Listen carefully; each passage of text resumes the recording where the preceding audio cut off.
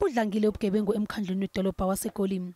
Izibalo zikhombisa ukuthi ukubamba inkunzi, ukweba, ukushaya ngenhloso yokulimaza, ukubulala, kanye nabantu abashayele bedle amponjwana kuyinsakavukela umchilo wesidwaba kuleli dolobha.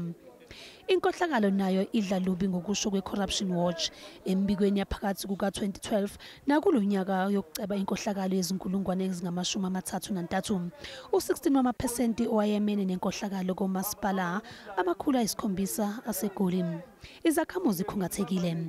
Singajabula nje umuntu ozophatha bakithi azame ukuthi asilentoze ayenze ushintsho ezenoshintsho especially mase kuza kwi-crime. Umengameli we-Action SA nowayimeya yaseGoli uHerman Mashaba uthi ngesikhathi esaphethe wachitha imali engaphezulu kuka-360 wezigidi eqasha amaphoyisa omkhandlu ayi-500 wangeza nangamanye ayizi-2,000. uMashaba uthi uma ethatha iGoli uzoguqula izakhiwo ezidliwe zifake imali emkhandlwini bese eqala uhlelo lokuphenya ngempilo ephilwa izisebenzi zomkhandlu. Remember when I was the mayor, there's 35 billion rands worth of fraud and corruption cases which are handed over to the NPA and the works.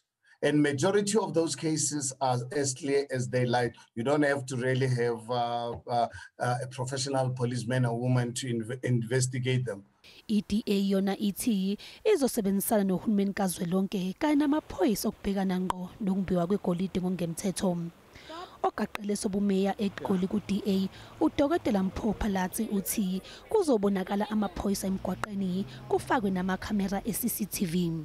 One of the things we want to do is make Johannesburg a truly smart city, even in the way that we function. We will employ smart procurement approaches when we procure goods and services for the city and for our residents.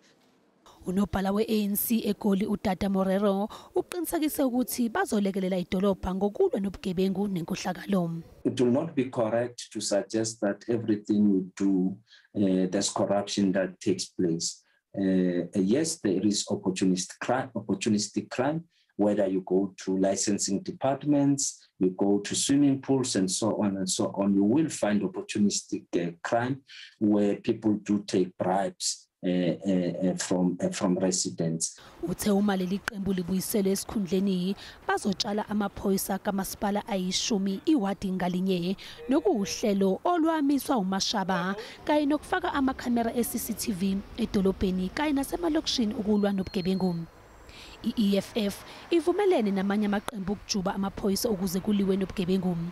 Leli qembu lithi lizoqinisekisa ukuthi kuqashwa abantu abafanele edolobheni ukuqeda inkohlakalo. Each and every person who's holding a position in the city of Johannesburg must be able to produce the qualifications and the experience of the job that they are working or the position that they are holding at the current moment. Konke ke sekuncike kubavoti ukunqoma ukuthi bakhetha amaqembu ombusazwe noma amalungu azimele ukuthuthukisa zokuphepha ukuze kunqandwe ubugebengu.